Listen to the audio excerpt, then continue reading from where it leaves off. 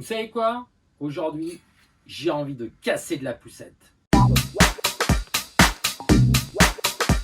Alors bien sûr, rassurez-vous, je ne vais pas casser une yo-yo, mais je vais bien détruire une poussette, par contre, une contrefaçon de poussette yo-yo. Voilà, c'est la mésaventure d'une charmante dame qui croyait faire une affaire sur un site de produits d'occasion sur internet bien connu et qui finalement s'est fait avoir. Bienvenue à toutes et à tous les Gaffi Clubbeuses et Gaffi Clubbeurs dans cette nouvelle vidéo. Et bien évidemment, pensez à partager, à liker cette vidéo pour faire vivre la chaîne. Et j'espère que cette mésaventure ne vous est pas arrivée également à vous. Mais si c'est le cas, n'hésitez pas à nous laisser tout ça dans les commentaires et à partager au plus grand nombre pour éviter les impostures. Alors, je ne sais pas si vous vous rendez compte, mais la poussette est un peu bancale, mais vous comprendrez tout à l'heure pourquoi, puisqu'elle est cassée dessous. D'accord. Donc, on peut noter effectivement ici une Baby Yoya. Hein, d'accord, c'est bien un A, c'est pas un O. Et on a le Baby devant avec une sorte de logo qui ressemble un peu à celui de la yo-yo, mais bon, qui n'a rien à voir, on remarque bien. D'accord. On peut noter que dans l'ensemble, la poussette ressemble étrangement aux versions 1 de la yo-yo. Ok. C'est certainement des moules qui ont été récupérés en Chine pour refaire une yo-yo, d'accord. Mais on note tout de suite déjà au niveau des visseries que c'est des visseries donc qui rouillent, d'accord, et donc qui sont beaucoup moins donc qualitatifs, vous voyez, que celles qu'on peut trouver sur une yo-yo, d'accord. Ok. On peut noter aussi quelques différences au niveau des intérieurs ici, les petits bouts là qui dépassent, qui n'existent pas sur la yo-yo, et la finesse des plastiques qui est plus importante. Ok. Après, on voit que la poussette est vraiment tordue. Ok. Et ça, c'est parce qu'elle a déjà été utilisée. Ok.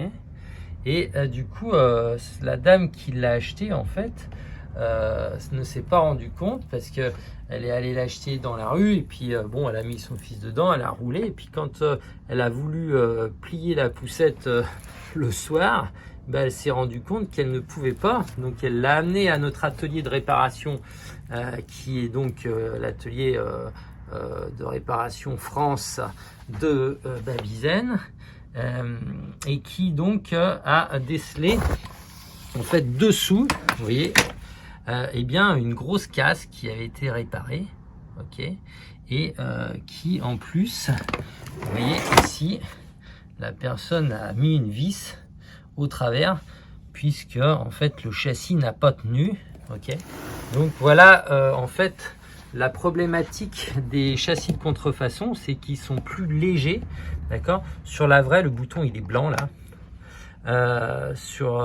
Donc sur les contrefaçons, les produits et les plastiques étant de moins bonne qualité, ben, ils cassent avec le poids de l'enfant, et donc du coup ça peut être effectivement dangereux. Hein, voilà. On remarque bien, vous voyez les visseries comme ça, c'est tout rouillé. C'est vraiment pas terrible du tout. Après, les tissus sont vraiment très ressemblants. Hein, on peut vraiment se faire avoir, d'accord, comme ça. Ok. On peut noter aussi la finesse de la mousse. Hein, donc ça, hein, plus les mousses sont fines, moins elles coûtent cher. Et là, en plus, la densité est nulle.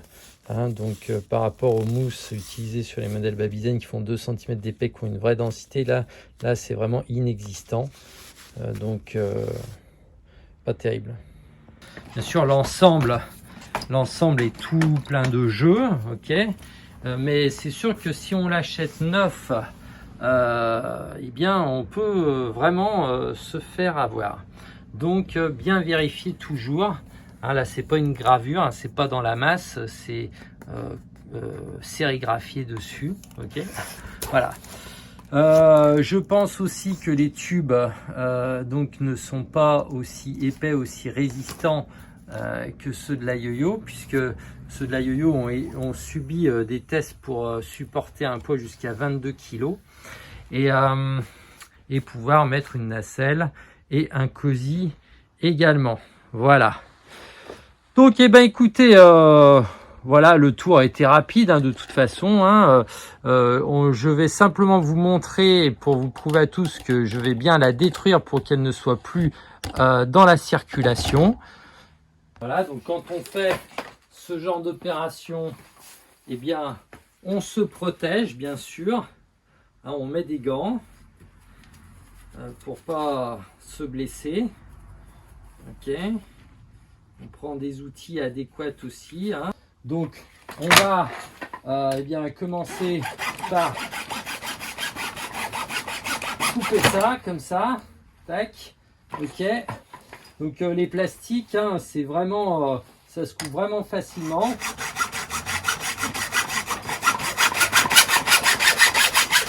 Hop. Comme ça, hop. Vous voyez l'alu est vraiment très très fin, d'accord. On va voir si on peut tordre les plastiques. Oh putain la vache, pardon, excusez-moi. Vous voyez, c'est vraiment, vous voyez, l'alu et c'est cassé net, vous voyez. Et pourtant j'ai pas beaucoup forcé, vous voyez, ça s'est cassé vraiment net. Donc on a vraiment quelque chose de pas super costaud, d'accord. Alors je vais continuer ma destruction. La scie est plus toute jeune, donc oui, ça se casse vraiment comme de rien.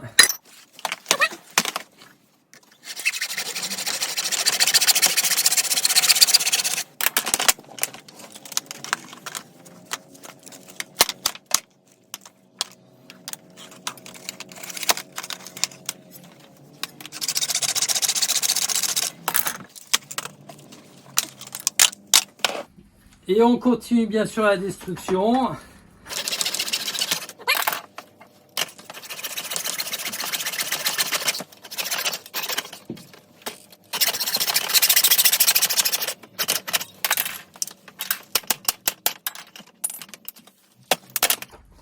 Ça casse comme de rien.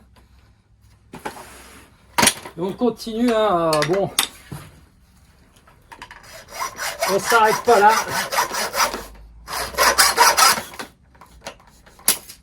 Oh bah j'ai cassé ma lame. Bravo, elle était trop vieille.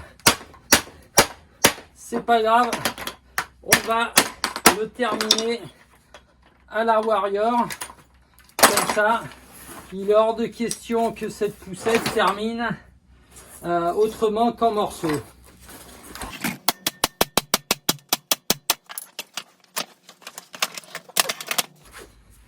Est-ce que ça se plie ça? Est-ce que je peux le plier? Bon. Trop facile. Hop. Et je pense que voilà, tac, ça se casse comme de rien. Hop là. Hop là. J'espère que je suis dans le cadre parce qu'après je pourrais pas la remonter pour vous la refaire.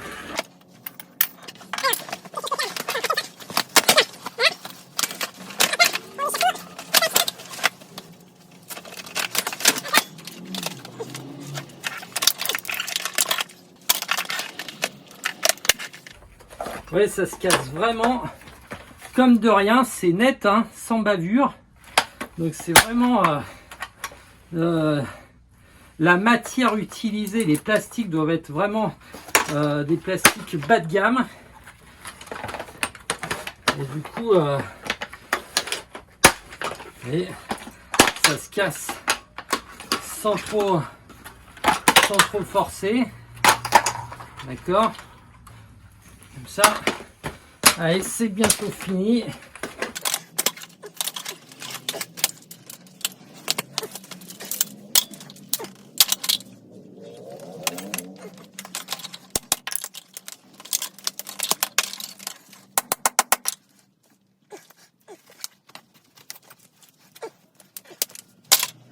Et ben voilà quoi.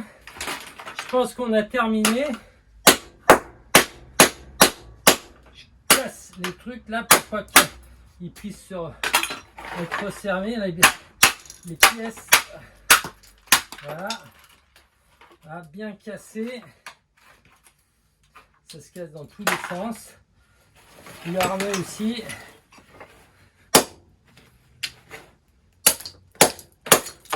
Voilà. Et voilà. Bon. Ben écoutez, ma scie a rendu l'âme. C'est pas grave. Je changerai la lame. J'espère que cette petite vidéo de destruction vous a plu. Je sais pas si j'aurai l'occasion d'en refaire, mais en tout cas, moi, ça m'a bien défoulé. Alors, faites bien attention, les Gafi Clubbeuses et Gafi Clubbeurs, quand vous achetez des yo-yo d'occasion. Bye bye.